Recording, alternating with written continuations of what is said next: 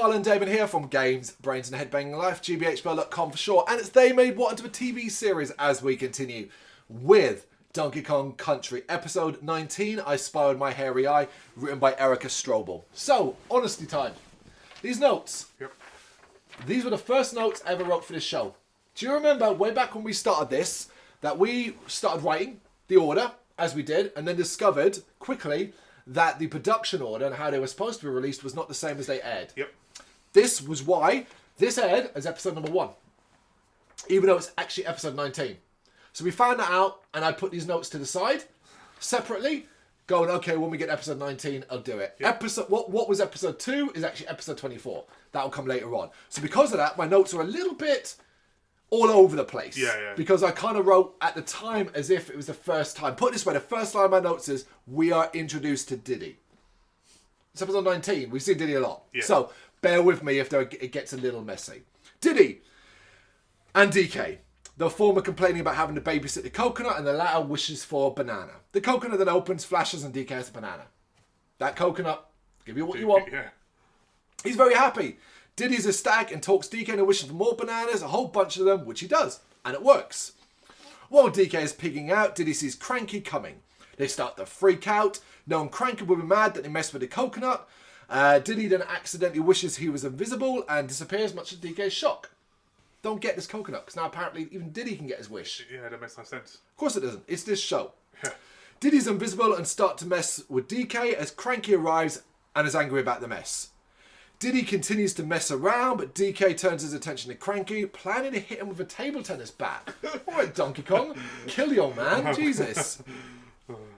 DK does try to stop him, ends up knocking Cranky over, resulting in Diddy running out and DK following. So Diddy's like, I'm invisible, I'm going to have so much fun with this. He's the invisible man. You know how that turns out. He ends up going on a murderous rampage. Yep. Meanwhile, King K. Rool reveals his plan to steal the crystal coconut from Cranky to his 2 minions, Clump and Crusher. Yes, this again. Same old story. He reveals that he knows Candy Kong always delivers a banana cream pie to Cranky on a specific day, and then reveals a robotic clone version of her. He plans to use her to fool Cranky and steal the coconut, sealing in his vault that can only be opened by a password that only he knows. So all of this is coming in, and you're like, well, I wonder how this is going to play into it eventually. Yeah, so we're back to the robot candy again. Yep, we are indeed. Yep. Although at the time I thought it was the first time we'd seen it. Yeah. DK arrives at Diddy's treehouse and tries to talk Diddy into stopping the shenanigans. He doesn't want to and breaks into a song number about having fun.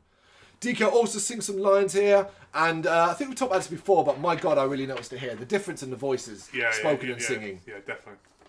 Once the song is over, DK suggests he distract Cranky so Diddy can get close to the coconut and wish to be visible again.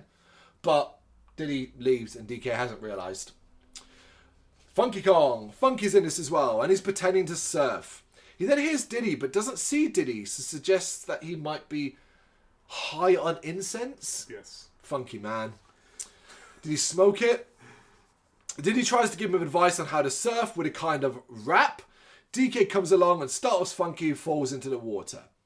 DK then smells banana cream pie and runs off to get it, arriving too late as Diddy has wandered off with it too. Candy arrives and accuses DK of eating it. He protests his innocence and blames Diddy, telling Candy he is invisible. Of course, she doesn't believe him and takes the other cake to Cranky instead of giving it to DK. And now DK's kind of getting frustrated with Diddy, and he's right to. Yeah. Diddy's been a dick for no reason here, definitely. you know? Meanwhile, K. Rool gives Candy Clone her instructions and tells Clump to keep an eye on her. Cranky is finished cleaning up when the Candy Clone arrives, and Cranky is happy to get his cake.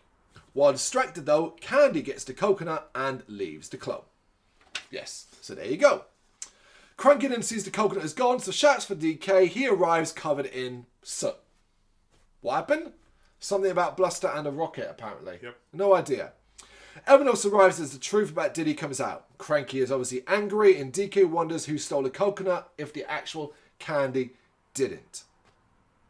K. Rool sees the Candy clone coming back on the screen with a coconut, and he can't quite believe he won. Because you haven't, you dick.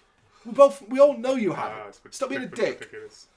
Cranky upsets Diddy by suggesting he will stay invisible if they don't get the coconut back, because of, hey, we can't wish you back, you're stuck, and sends DK and Diddy off to stop K. Rool. They go to Funky and take his biplane as we see the Candy clone arriving back to K. Rool. He accidentally gives Candy instructions to take a long, nice stroll when she starts to walk off because he's an idiot, so he can't help himself. Yep. Clump and Crusher arrive back and, not paying attention, accidentally close the vault door, locking K. Rool inside. But K. Rool, he doesn't actually get angry about this because he's like, well, I've got the password. And he just threatens to unleash his wrath when he gets out. And then it goes quiet.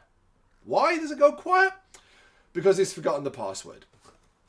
This episode's pretty dumb. This episode's pretty dumb. It is pretty dumb, but, you know, Clump and K. Rool and Crusher are hilarious, man. Okay. They're so dumb.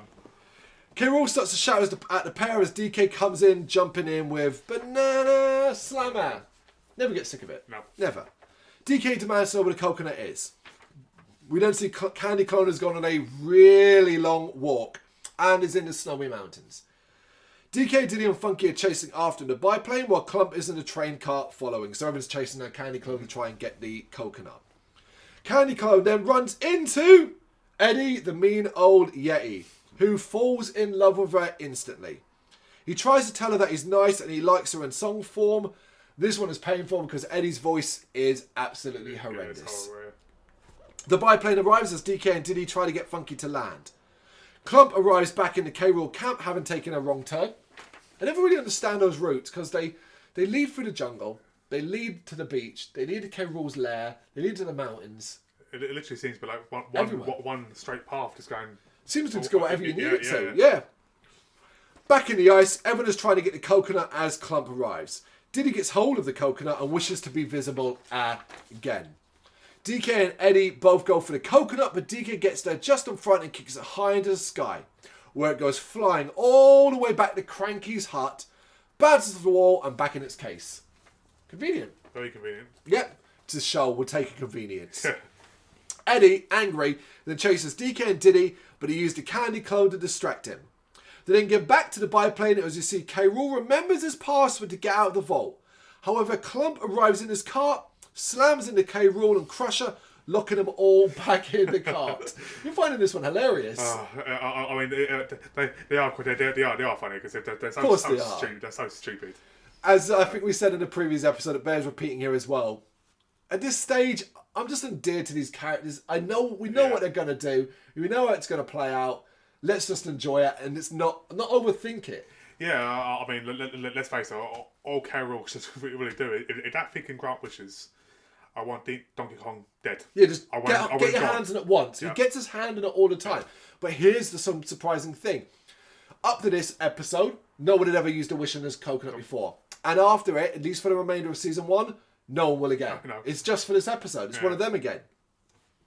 Finally, back at Cranky's hut, he tells DK and Diddy off, and Diddy swears he'll never make a wish again as Cranky leaves and Candy arrives with a cake.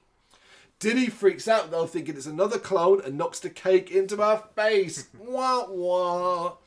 And he runs away as Candy blames DK and smashes the rest of the cake in his face. Poor Donkey Kong. He gets blamed for everything, man.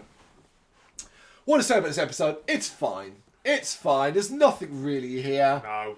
It's pretty forgettable. A few funny moments, but other than that, yeah, just say... It's a bit slapsticky because of the K. Rool stuff, getting locked inside his vault and all that. A vault that we rarely see any other time either as well. It's one of those weird conveniences. But for the most part, it's just kind of like, okay, all right, yeah. It's fine. Yeah. We watched it. Didn't hate it, didn't love it. It's a middle-of-the-road Donkey Kong episode. Yeah, and it's another one of those moments where as soon as he mentions about the past, where you know it's something like it's going to happen. 100%. 100%. That is episode 19, My Hairy Eye. You got any thoughts and you know what to do? Let us know in the comments. Thank you very much for watching. If you liked what you saw, please help us out by giving us a thumbs up and hitting that subscribe button.